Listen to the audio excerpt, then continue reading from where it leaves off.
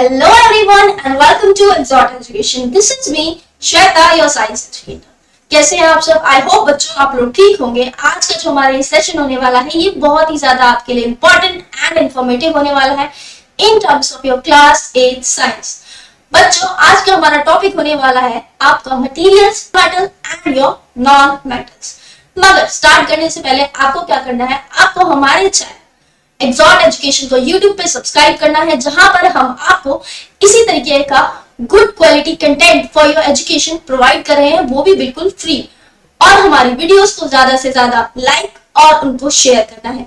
चलो बच्चों स्टार्ट करते हैं हमारा आज का टॉपिक जो है आपका materials, metals and your non metals. बच्चों आप लोगों ने अपने घरों में आयरन नेल्स, आपकी आयरन चेयर, आपके घरों में जो बर्तन होते हैं वो सब देखे होंगे। आप लोगों को पता है वो क्या होते हैं? वो होते हैं आपके मेटल्स। एंड आपने कोल देखा हुआ और आपकी पेंसिल की लेड, ये सब क्या है? आपके नॉन मेटल्स। सो आज हम लोग पढ़ने जा रहे हैं इन्हीं के बारे में, आपके मेटल्स एंड आपके नॉन मेटल्स के बारे में। अब स्टार्ट करते हैं और पढ़ते हैं मेटल के बारे में कि आपके मेटल्स क्या होते हैं। सो बच्चों the majority of elements in the periodic tables are metals, यानी कि हमारे जो पीरियोडिक टेबल है उसके अंदर जितने भी एलिमेंट्स पाए जाते हैं उनमें से मेजरली हमारे क्या होते हैं बच्चों? आपके मेटल्स। इनमें क्या इंक्लूड्स होते हैं? आपके alkali metals, your transition metals, your lanthanoids, actinoids and alkaline earth metals. ये सभी क्या है बच्चों? आपके मेटल्स। अब जो हमारे मेटल्स होते हैं वो नॉन मेटल से सेपरेटेड होते हैं आपके पीरियोडिक टेबल के अंदर एक जिगजैग लाइन के थ्रू, जो स्टार्ट होती है कहां से? आपके कार्बन से और खत्म होती है आपके रेडॉन पे। और इनके बीच में कौन से एलिमेंट्स आते हैं? आपके phosphorus, selenium and your iodine. ये देख सकते हो, ये क्या है हमारा बच्चों? ये है हमारा पीरियोडिक टेबल। अब जो यहाँ पे पिंक कलर से हमने बॉक्सेस आपको दिखाई दे रहे हैं, ये क्या है? आपके मेटल्स। ठीक है, ये हमारे पीरियोडिक टेबल है, इसके अंदर हमें मोस्टली एलिमेंट्स कैसे हैं? हमारे मेटल्स। एंड येलो क्या है? हमारे non metals. And in between जो आपको ग्रीन कलर के ये बॉक्सेस दिखाई दे रहे हैं, ये है आपके सेमी मेटल्स और योर मेटलॉइड्स। ठीक है, अब जो हमारे मेटल्स हैं और हमारे नॉन मेटल्स हैं वो एक दूसरे से सेपरेटेड है एक जिगजैग लाइन के थ्रू। अब बच्चों ये जो एलिमेंट्स हैं, इनके राइट में जो एलिमेंट्स हैं हमारे पीरियोडिक टेबल में, वो क्या है? हमारे नॉन मेटल। जो बॉक्सेस हमारे कैसे थे? येलो इन कलर, ये क्या है? आपके सारे नॉन मेटल्स। ठीक है, मतलब कि elements present just to left to the line is termed as your semi metal and your metalloids। मतलब कि आपके जो ग्रीन कलर के एलिमेंट्स थे वो थे आपके सेमी मेटल्स और योर मेटलॉइड्स, एंड आपके पिंक वाले थे आपके मेटल्स एंड येलो वंस थे आपके नॉन मेटल्स। ठीक है, अब आपके मेटलॉइड्स क्या होते हैं? मेटल क्या होगा? जो मेटल की प्रॉपर्टी शो करेंगे, एंड नॉन मेटल्स आपके जो नॉन मेटल की प्रॉपर्टी शो करेंगे। एंड योर मेटलॉइड्स आर जो क्या करेंगे? कुछ प्रॉपर्टीज आपके मेटल की एंड योर कुछ प्रॉपर्टीज आपके नॉन मेटल्स की। यानी कैसी प्रॉपर्टी शो करेंगे? कंबाइंड प्रॉपर्टी शोज करेंगे आपके metal and your non metal की। आगे मूव ऑन करते हैं और पढ़ते हैं but how we can differentiate this metal and these non metals. पहला क्या कर सकते हैं? हम उनको डिफरेंशिएट कर सकते हैं उनकी फिजिकल प्रॉपर्टीज के ऊपर। अब बच्चों फिजिकल प्रॉपर्टीज क्या होती हैं? फिजिकल प्रॉपर्टीज ऑफ मेटल्स, यानी कि इस प्रॉपर्टीज के अंदर हम क्या ऑब्जर्व करते हैं? हमारा मटेरियल फिजिकली कैसा दिखता है, यानी कि उसकी स्टेट कैसी है, उसका कलर कैसा है, उसकी स्मेल कैसी है, उसका टेक्सचर कैसा है, वो कैसा है, हार्ड है या सॉफ्ट है। ये सारी क्या है? आपकी फिजिकल प्रॉपर्टीज। क्यों? क्योंकि इसके अंदर क्या हमारी कोई भी केमिकल रिएक्शन इन्वॉल्व नहीं है, यानी कि जो हमारा मटेरियल है वो वैसा ही रहेगा। There is no change in the chemical composition of the material। तो ये क्या है? आपकी physical properties। So पढ़ते हैं what are the physical properties of the metals। अब metals कैसे होते हैं? हमारे shiny in nature, shiny और lustrous in nature, मतलब कि चमकदार होते हैं। फॉर एग्जाम्पल आप लोगों ने गोल्ड देखा है, सिल्वर देखा है, आयरन देखा है, आपके घर में जितने भी सारे बर्तन है वो कैसे हैं? थोड़े से शाइनी है या उनके पास लस्टर है, कलरलेस या डल तो नहीं है ना। सो इसलिए हम क्या बोलते हैं? हमारे जो मेटल्स हैं वो कैसे होते हैं बच्चों? Shiny and your lustres. अब आपके जो मेटल्स होते हैं ये होते हैं आपके good conductor of electricity and your heat, मतलब कि इनके थ्रू हमारी जो इलेक्ट्रिसिटी होती है वो इजीली पास ऑन हो जाती है। अब इस चीज को हम कंफर्म कैसे कर सकते हैं, अगर आपको हम क्या करते हैं कि एक्टिविटी परफॉर्म करते हैं, जैसे हमने हमारी क्लास 7th में एक इलेक्ट्रिक सर्किट फॉर्म किया था, यहाँ भी क्या करेंगे, हम एक इलेक्ट्रिक सर्किट फॉर्म करेंगे बच्चों। तो हमें क्या करना है, हम लेंगे एक बैटरी, उनसे वायर अटैच करेंगे, एक बल्ब अटैच करेंगे हमारा, फिर यहां पे दो एंड्स को छोड़ देंगे, इसके अंदर क्या करेंगे, हमारा मटेरियल इंसर्ट करेंगे और फिर हमारे सर्किट को कंप्लीट करके देखेंगे।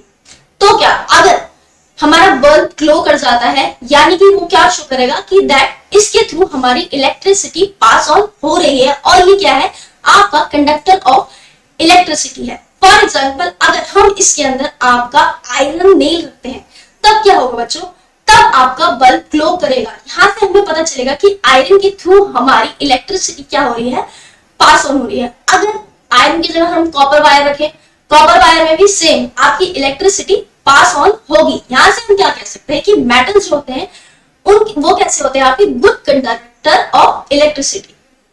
ओके, अब अगर इसकी जगह हम रख दें नॉन मेटल्स, फॉर एग्जांपल मैंने यहां रख दिया आपका कोल, कोल क्या करेगा, सर्किट को कंप्लीट नहीं करेगा और आपका बल्ब ग्लो नहीं होगा।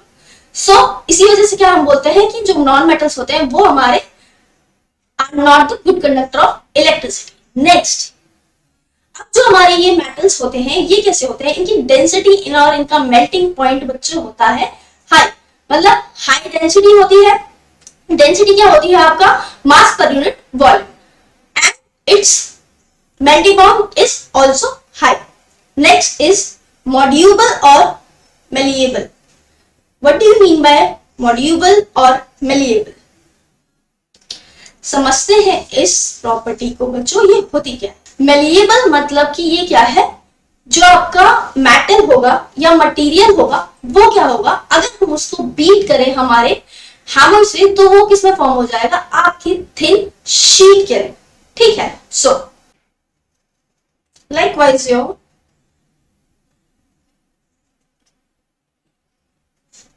malleability। अब ये क्या होती है, the property by which a material is converted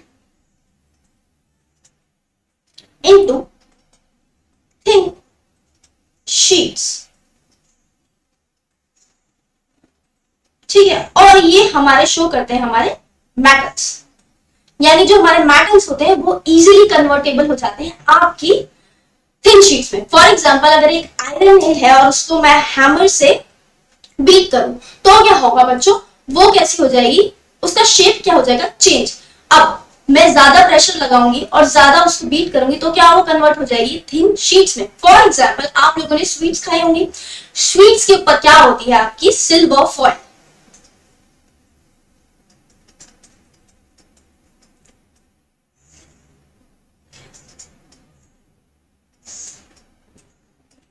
यहां पे क्या कन्वर्ट कर दिया, हमारे सिल्वर मेटल को हमने बीट कर करके उसको एक थिन शीट में कन्वर्ट कर दिया। एंड योर एल्यूमिनियम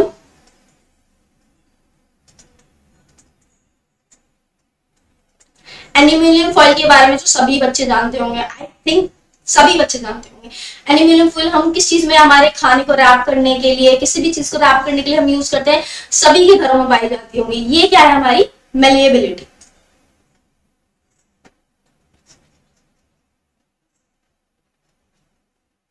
अब बच्चों आपका गोल्ड होता है मोस्ट मेलिएबल मेटल, मतलब कि हमारा जो गोल्ड है इसकी मेलिएबिलिटी सबसे ज्यादा हाई होती है। और अब पढ़ते हैं what do you mean bye ductile. Ductile यानी कि हम क्या कर रहे हैं, हमारे मटेरियल को थिन वायर की फॉर्म में कन्वर्ट कर रहे हैं। ठीक है, अब ductility like your malleability, ductility भी सेम होता है। ये क्या होती है? The property of metals by which they are converted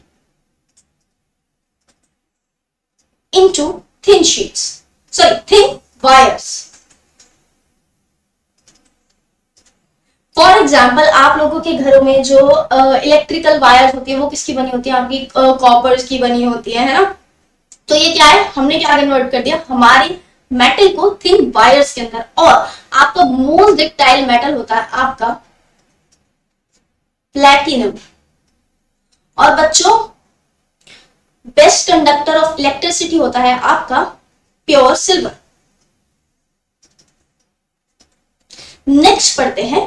अब at room temperature it is solid form except mercury, यानी जो हमारे मेटल्स होते हैं वो usually solid in form except your mercury, जो कि आपका रूम टेम्परेचर पे कैसा होता है? Liquid in form. और आपके दो मेटल्स योर सीजियम क्या होता है? ये क्या होता है? सॉलिड होता है आपके रूम टेम्परेचर। बट अगर हम इसको थोड़ा सा भी हमारे रूम टेम्परेचर से नीचे लेके आते हैं, जैसे कि अगर मैं इसे अपने पाम पे रख लूं, मतलब अपने हथेली पे रख लूं, तो क्या होगा? ये हमारा कन्वर्ट हो जाएगा इनटू लिक्विड स्टेट में। और लास्ट चीज, ये कैसे होते हैं बच्चों? ओपेक इन नेचर, मतलब कि इनके थ्रू हमारी लाइट ट्रांसमिट नहीं होती। ठीक है, नेक्स्ट मूव ऑन करते हैं। What are the chemical properties of these metals? मतलब कि केमिकल प्रॉपर्टीज क्या है बच्चों? केमिकल प्रॉपर्टीज मतलब जिसके अंदर हम किसी भी मटेरियल की केमिकल कंपोजिशन को चेंज कर देंगे। अब यहाँ पे क्या हो रहा है? हमारी एक केमिकल रिएक्शन इन्वॉल्व होगी, जिससे जो हमारा पहला मटेरियल था उसको हमने क्या कर दिया? न्यू मटेरियल के अंदर चेंज कर दिया। अब जो मेटल्स होते हैं वो कैसे होते हैं? These are easily corrodible. Corrodible मतलब कि ये कोरोजन इनके ऊपर बहुत जल्दी हो जाता है by the action of your air and your moisture. And next second one is can lose electrons. इनके पास कैसी कैपेबिलिटी होती है कि ये क्या कर सकते हैं? इलेक्ट्रॉन को लूज कर सकते हैं, या फिर आपके कैटायन फॉर्मेशन कर सकते हैं। मतलब जो एटम्स होंगे आपके वो क्या फॉर्म करेंगे? आपका कैटायन फॉर्म करेंगे, यानी पॉजिटिव चार्ज होगा उनके ऊपर। Next is your form basic oxide, मतलब कि ये क्या बनाएंगे? आपके बेसिक ऑक्साइड। मतलब जो ऑक्साइड फॉर्म होंगे इनके, वो कैसे होंगे? Basic in nature. Next move on करते हैं। इनकी क्या होगी? लो इलेक्ट्रोनेगेटिविटी। अब इलेक्ट्रोनेगेटिविटी बच्चों होता है आपका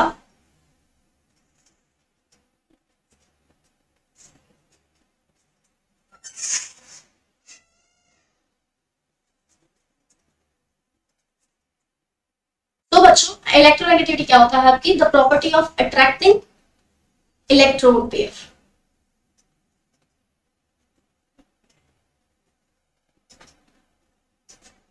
ठीक है, आगे बढ़ते हैं। ये कैसे होते हैं? आपके गुड रिड्यूसिंग एजेंट्स होते हैं, यानी सेल्फ ये क्या करते हैं? आपका ऑक्सीडेशन एंड दूसरों का करवाते हैं आपका रिडक्शन। नेक्स्ट मूव ऑन करते हैं आपका नॉन मेटल्स के ऊपर। नॉन मेटल्स क्या होते हैं बच्चों? नॉन मेटल्स सिंपली वो एलिमेंट्स होते हैं जो आपके मेटल्स की प्रॉपर्टी को शो नहीं करते। So what are non metals? Non metals is simply an element that does not display the property of your metals, है ना बच्चों? क्या? It is not defined by what it is but by what it is not। मतलब कि हम इसको कैसे define कर सकते हैं? हमको क्या करेंगे? हम कंपेयर करेंगे इसको मेटल से। मतलब जो मेटल्स प्रॉपर्टी शो करेंगे वो आपकी नॉन मेटल्स प्रॉपर्टी नहीं शो करेंगे। जैसे कि ये क्या करते हैं? ये आपके डल होते हैं या फिर पाउडर्ड फॉर्म में होते हैं और मेटालिक फॉर्म में नहीं हो सकते। और हम क्या कर सकते हैं? इनको बेंड भी नहीं कर सकते, ना फिर किसी भी शेप में इनको मोल्ड कर सकते। और दूसरी चीज, ये क्या हीट भी कंडक्ट नहीं करेंगे और आपकी इलेक्ट्रिसिटी को भी कंडक्ट नहीं करेंगे। एंड ये क्या होगा? इसका जो melting and your boiling point होगा वो भी हाई नहीं होगा। So what are non metals? Non metals is simply an element that does not display the properties of your metal, and it is not defined by what it is but by what it is not. हम इसको define कैसे कर सकते हैं आपका, ये इसको metal से कंपेयर करके. For example, it does not look metallic, यानी ये मेटालिक नहीं दिखेंगे, ये थोड़े डल दिखेंगे. ठीक है, यानी इनके पास शाइन या लस्टर नहीं होगी. और ये can not be drawn, can not be made into wires bounded into shapes और बेड. हम इनको वायर्स में या शीट्स में कन्वर्ट नहीं कर सकते. और क्या होगा, ये बच्चों आपके conductor of heat and electricity भी नहीं होंगे, और इनका मेल्टिंग और आपका बॉइलिंग पॉइंट कैसा होगा, लो होगा. नेक्स्ट मूव ऑन करते हैं आपका physical properties of your non metals, यानी आपके नॉन मेटल्स की क्या क्या फिजिकल प्रॉपर्टीज होंगी. पहली तो यही हो जाएगी बच्चों कि ये क्या होंगे, आपके poor conductors of your electricity and your heat. इसका एक्सेप्शन हो जाएगा बच्चों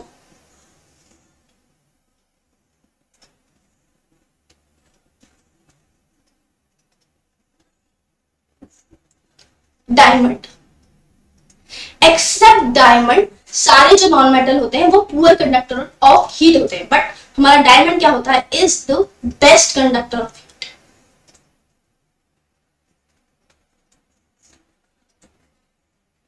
ठीक है बच्चों. और अब ये कैसे होते हैं, नॉन डक्टाइल मेटल्स होते हैं, मतलब कि नॉन डक्टाइल मटेरियल्स होते हैं कि हम इनको वायर्स के अंदर मोल्ड नहीं कर सकते.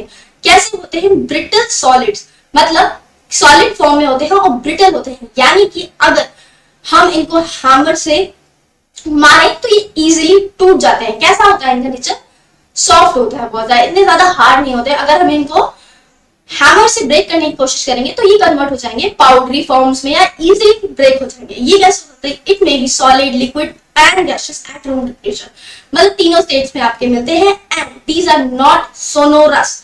अब बच्चों सोनोरस क्या होता है, सोनोरस होता है आपका ऐसी property producing sound of ringing bells. मतलब अगर आप लोग कहीं मंदिर वगैरह में गए हो या फिर आपके स्कूल्स के अंदर ट्रेडिशनली क्या होती थी, बेल्स रिंग होती थी, जो उसमें से साउंड प्रोड्यूस होती थी उसको हम क्या बोलते थे, सोनोरस. मतलब ऐसी प्रॉपर्टी जो क्या करे, आपके रिंगिंग बेल की साउंड को प्रोड्यूस करे. अब जो हमारे नॉन मेटल्स होते हैं वो नॉन सोनोरस होते हैं, एंड आपके मेटल्स होते हैं वो क्या करते हैं, producing sound of your ringing bell. And last point it is that they are transparent in nature. Transparent मतलब कि इनके थ्रू आपकी जो लाइट होगी वो easily pass on हो जाएगी.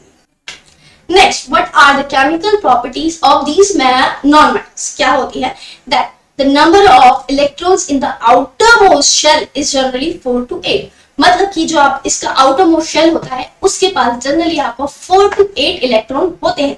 यानी कि क्या है, easily gain or lose balance electrons. ये क्या करते हैं, आपके इलेक्ट्रॉन्स को इजीली छोड़ भी सकते हैं एंड ले भी सकते हैं. कैसे फॉर्म करते हैं, acidic oxides whenever comes in contact with oxygen. क्या फॉर्म करेंगे, ऑक्साइड्स फॉर्म करेंगे. कैसे, किस नेचर के, एसिडिक नेचर के. कब, जब ये हमारे ऑक्सीजन के कांटेक्ट में आएंगे. और ये क्या होगा, हाई इलेक्ट्रोनेगेटिविटी होगी इन एलिमेंट्स की, और ग्रेट ऑक्सीडाइजिंग एजेंट्स होंगे, मतलब सेल्फ रिडक्शन करेंगे और दूसरों की क्या किस चीज में हेल्प करेंगे, ये ऑक्सीडेशन. नेक्स्ट बच्चों आगे मूव ऑन करते हैं. अगर हम किसी मेटल को हमारी ऑक्सीजन के संग रिएक्ट कर जाते हैं तो क्या क्या हो सकता है. ठीक है, अगर आपने मेटल को ऑक्सीजन के संग रिएक्ट कराया तो क्या फॉर्म होता है आपका, मेटल ऑक्साइड. अब वो मेटल ऑक्साइड कैसे होते हैं, आपके बेसिक इन नेचर. अब इसको कैसे कंफर्म करते हैं, इसको हम कंफर्म करते हैं आपका बाय योर लिटमस टेस्ट. अब लिटमस टेस्ट में क्या होगा, हमारा जो आपका रेड लिटमस होगा वो कन्वर्ट हो जाएगा आपके ब्लू लिटमस में. इससे कंफर्म हो जाएगा कि आपका जो मेटल ऑक्साइड फॉर्म हुआ उस रिएक्शन के दौरान वो कैसा है, बेसिक इन नेचर. अब कुछ मेटल्स हैं जैसे कि आपके योर सोडियम एंड पोटेशियम, हम क्या करते हैं इनको आपका केरोसिन ऑयल के अंदर रखते हैं। क्यों रखते हैं? क्योंकि अगर हम इनको एयर के कांटेक्ट में छोड़ेंगे तो ये क्या होते हैं, बहुत ज्यादा रिएक्टिव इन नेचर होते हैं, विग्रस रिएक्शन शो करेंगे अगर हमने इनको इन कांटेक्ट ऑफ के एयर में छोड़ दिया। और क्या इनमें क्या आग लगने की आग लग जाती है। ठीक है, अब ये क्या है आपका पोटेशियम। अगर इस पोटेशियम की रिएक्शन हम क्या करवा रहे हैं, ऑक्सीजन से करवा रहे हैं। अब इसने क्या फॉर्म किया आपका पोटेशियम ऑक्साइड। अब ये जो रिएक्शन होती है बहुत ही ज्यादा विग्रस रिएक्शन होती है। इसमें क्या होता है, large amount of heat release होती है and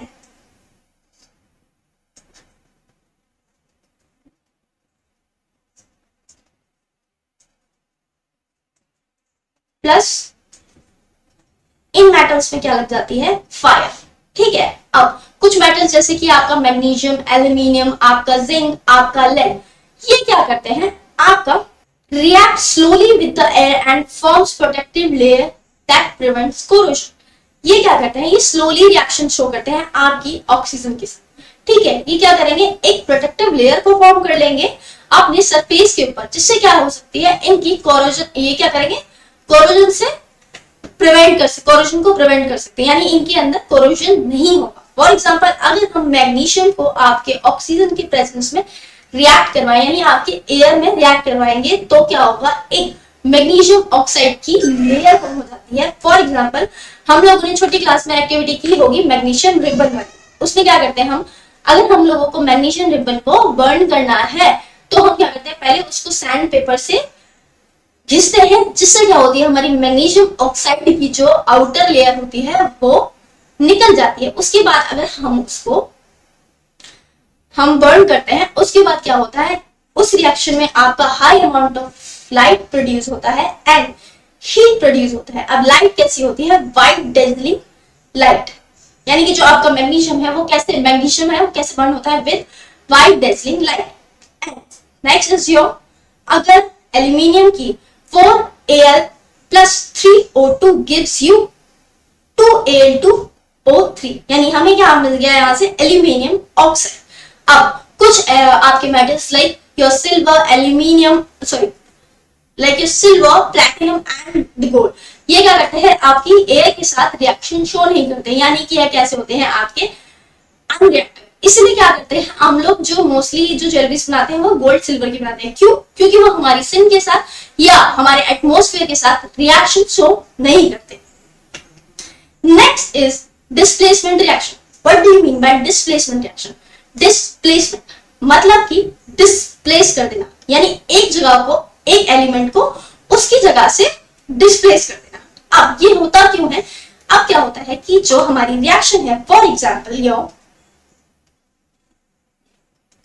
A plus BC gives you AB plus C। अब यहाँ क्या होता है, जो आपका A मेटल होता है वो आपके आपके C मेटल से क्या है, ज्यादा रिएक्टिव इन नेचर है, तो ये क्या करेगा, ये इसको इसकी जगह से भगा देगा और इसकी जगह पे आ जाएगा। ठीक है ना? तो what is displacement reaction? A more इसके अंदर क्या होता है, आपका a more reactive element displaces the less reactive element and forms compound और सॉल्यूशन। मतलब इसने क्या किया, ये मोर रिएक्टिव है, ये लेस रिएक्टिव है, इसने इसको यहां से भगा दिया और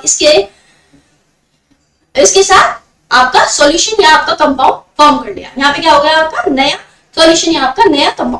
फॉर एग्जांपल हमने क्या कर रहे हैं, जिंक को कॉपर सल्फेट के साथ, यानी Zn plus CuSO4, ठीक है, इसकी रिएक्शन करवा रहे हैं। अब क्या, जिंक क्या है आपका मोर रिएक्टिव एलिमेंट है, तो वो क्या करेगा, आपके कॉपर को बाहर निकाल देगा, है ना, और हमारे सल्फेट के साथ आपका कंपाउंड बना लेगा। वो क्या है आपका जिंक सल्फेट, और कॉपर क्या निकल गया आपका बाहर। ठीक है, अब नेक्स्ट चीज पढ़ते हैं। अगर सेम ही रिएक्शन हो रही है आपकी एल्यूमिनियम और आपका फेरिक ऑक्साइड के साथ, है ना, एल्यूमिनियम क्या है हमारा आयरन से ज्यादा रिएक्टिव, तो क्या करेगा, वो आयरन को बाहर निकाल लेगा और एल्यूमिनियम ऑक्साइड फॉर्म हो जाएगा और हमारा आयरन अकेला रह जाएगा। नेक्स्ट मूव ऑन करते हैं आपके basic oxides of the metals. मतलब कि क्या होता है, जब हम कुछ मेटेलिक ऑक्साइड्स को डिसॉल्व करते हैं हमारे वाटर के अंदर, वो क्या फॉर्म करते हैं? एल्कलीज। देयर एक्वस सॉल्यूशन क्या होते हैं? आपके टर्न कर देंगे आपके रेड लिटमस पेपर को आपके ब्लू में। यानी कि क्या बोलना चाह रहा है, हमने क्या कराई, हमने एक मेटेलिक ऑक्साइड की रिएक्शन करवाई वाटर के साथ, तो क्या हमें मिला? हमको मिला आपका मेटेलिक हाइड्रो ऑक्साइड। यानी कि ये क्या है?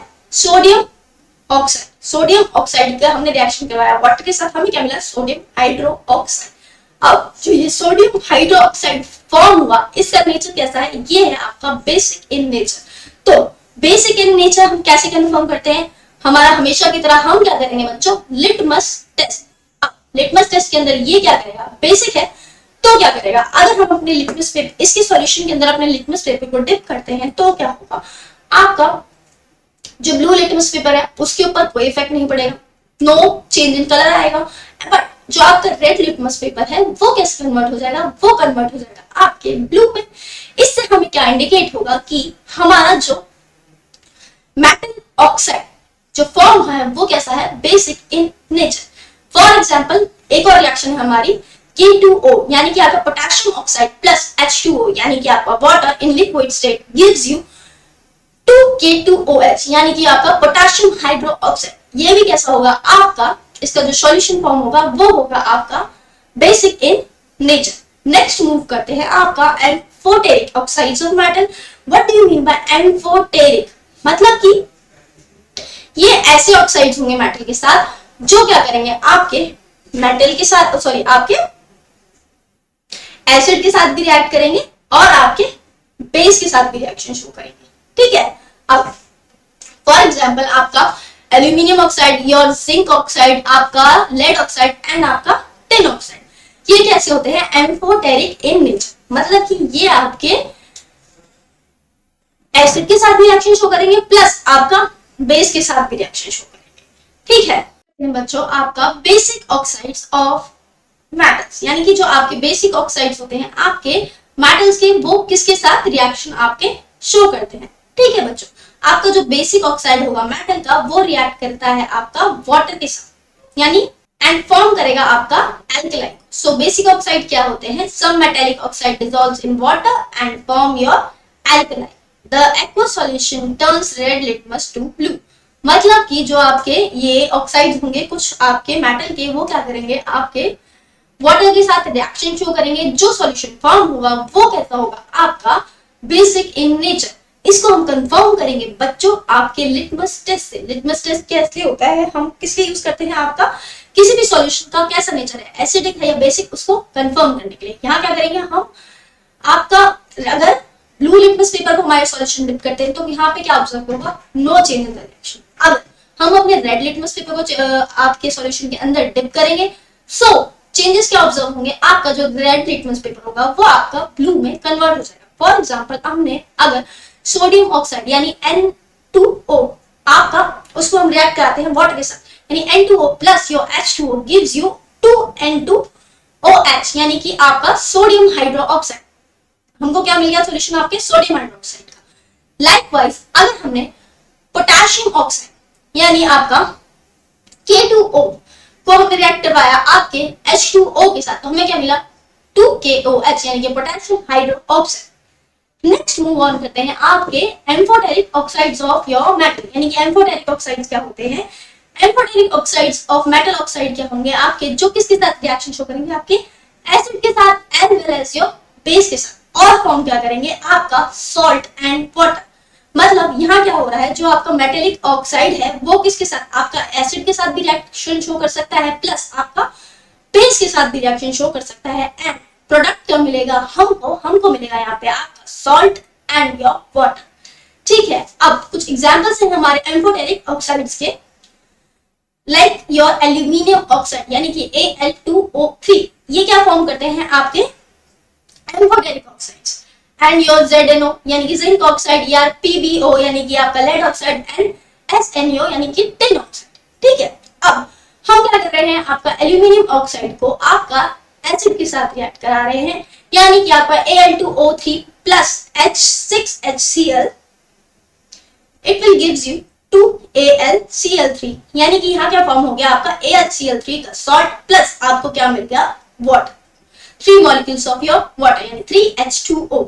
सेम वाइज अगर हमने Al2O3 को हमारे बेस के साथ रिएक्ट करा है तो हमको क्या मिला, हमारा salt NaAlO2 and plus are water.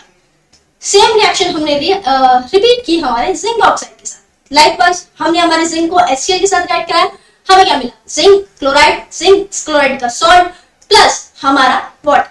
Same अगर हमने उसको रिएक्ट कराया हमारे बेस के साथ यानी आपका NaOH के साथ तो हमको क्या मिलेगा, हमारा salt Na2ZnO2 plus your H2O।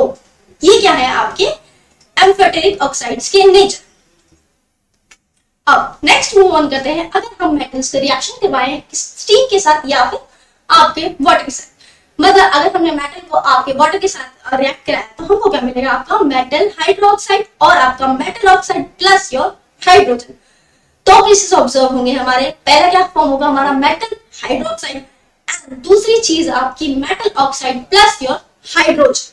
ठीक है, फॉर एग्जाम्पल अगर हमने सोडियम को कोल्ड वाटर के साथ रिएक्ट कराया हमको क्या मिला, सोडियम हाइड्रोक्साइड प्लस योर आपका hydrogen and amount of heat.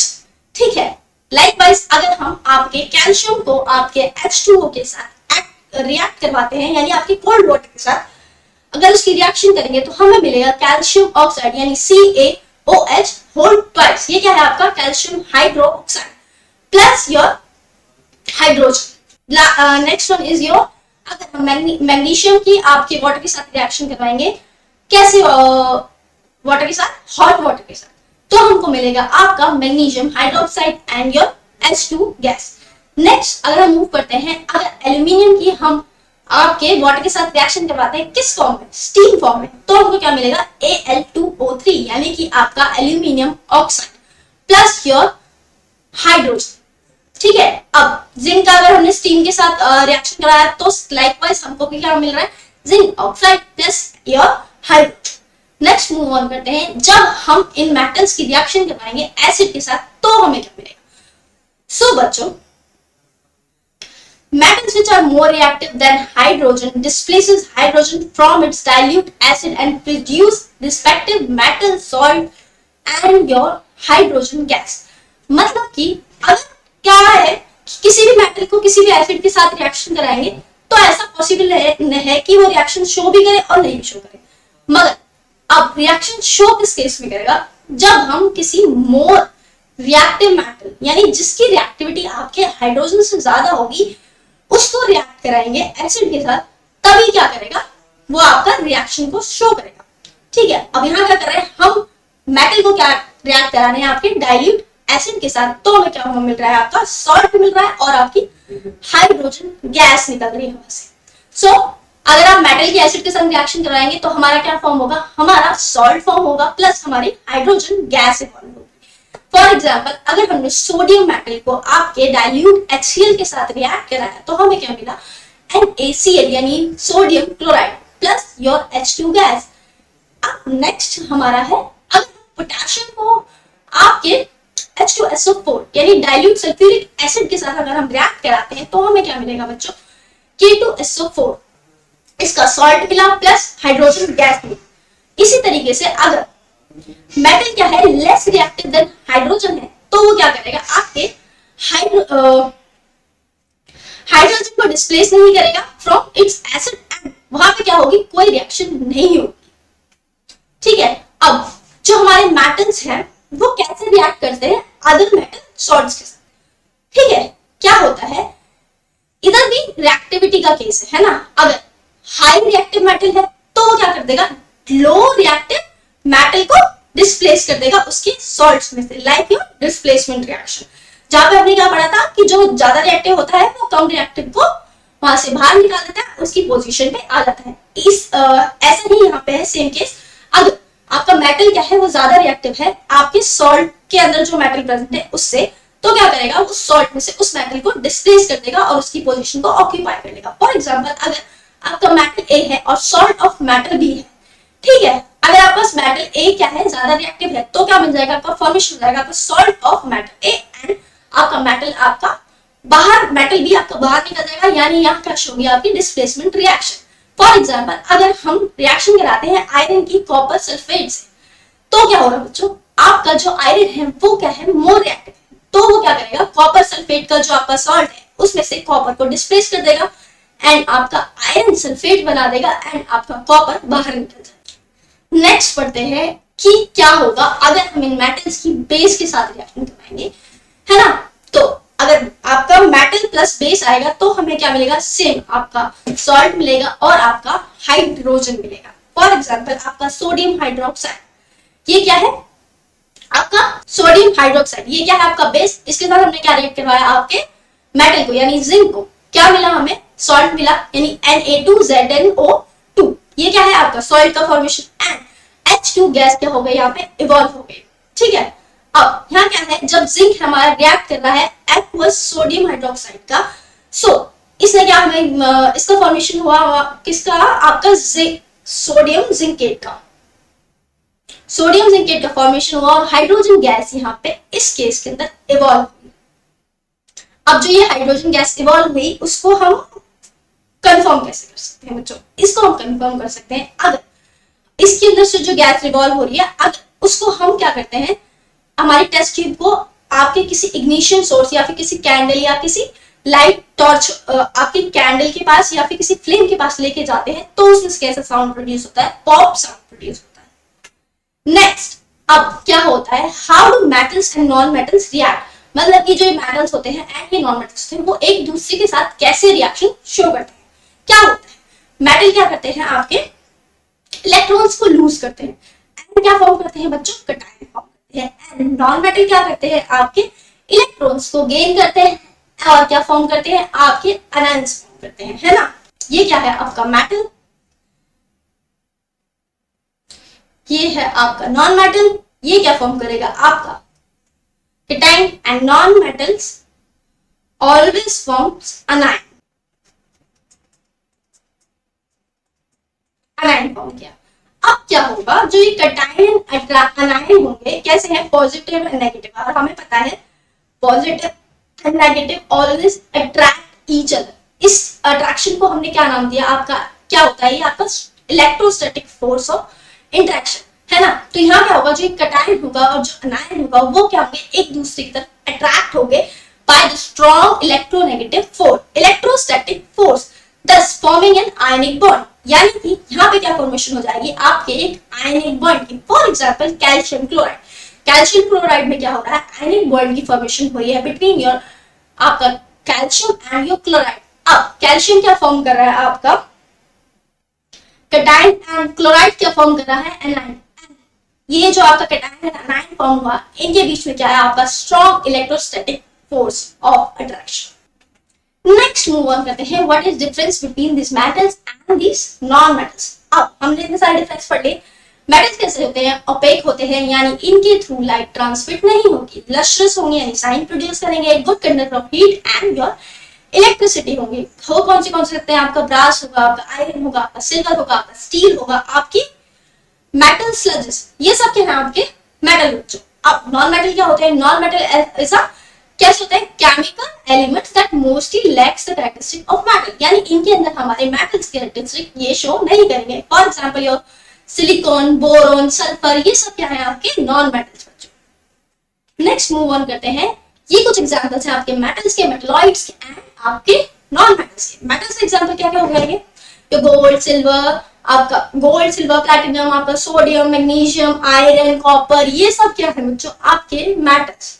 And आपके मेटलॉइड्स वो चीजें जो आपकी मेटल और प्लस आपके नॉन मेटल दोनों की कैरेक्टरिस्टिक को शो करें। नॉन मेटल का एग्जांपल क्या क्या हो जाएगा बच्चों, नॉन मेटल का एग्जांपल हो जाएगा आपका बोरोन, सिलिकॉन, आर्सेनिक, एंटीमनी और पोलोनियम, ये सब क्या है आपके मेटलॉइड्स। एंड आपके नॉन मेटल्स हो जाएंगे आपके नाइट्रोजन, आपका ऑक्सीजन, आपका सल्फर, आपका क्लोरीन, आपका फ्लोरीन, आपका ब्रोमीन एंड योर नियॉन, ये सब क्या है आपके नॉन मेटल्स।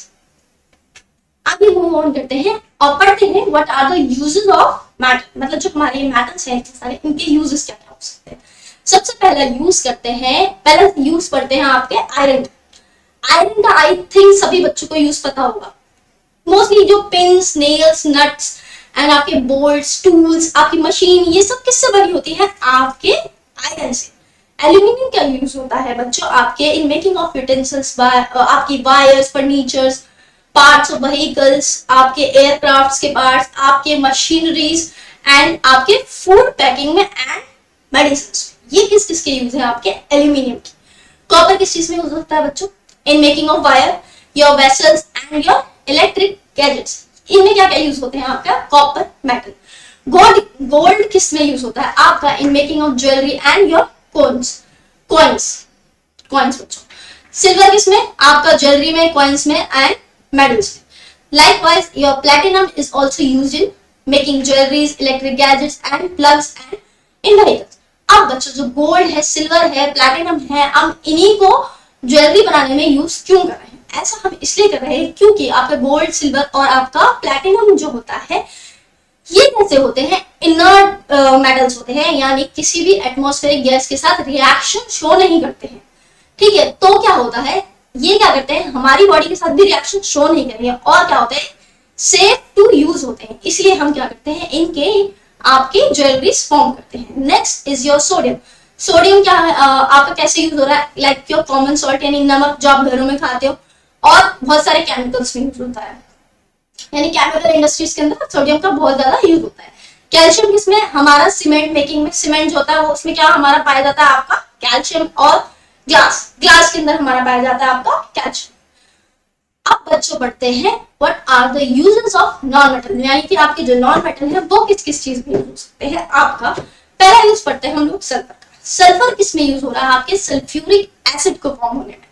और salts of metals, sulphuric acid जो होता है वो आपका इंडस्ट्रियल लेवल पे यूज होता है। ठीक है, अब ऑक्सीजन क्या है? ऑक्सीजन को हम सबसे ज्यादा किस लिए यूज करते हैं? रेस्पिरेशन के लिए और बर्निंग के लिए, आपके वेल्डिंग्स के लिए, आपके इन सब चीजों के लिए क्या यूज कर रहे हैं हम? ऑक्सीजन। ठीक है, अब हाइड्रोजन किसमें यूज हो रहा है? हाइड्रोजन आपका यूज हो रहा है making of ammonia, which is used in making fertilizer, यानी अमोनिया की फॉर्मेशन में हमारा हाइड्रोजन हेल्प करता है, जो किस लिए यूज होता है? आपके फर्टिलाइजर्स में, केमिकल फर्टिलाइजर्स में। अब एज अ रॉकेट फ्यूल भी हम यूज कर रहे हैं, फॉर वेल्डिंग भी हम यूज करते हैं, एंड आपका क्लोरीन किस लिए यूज करते हैं? हम to kill germs in the water as a disinfectant. Chlorine को कैसे यूज कर रहे हैं हम? As a disinfectant,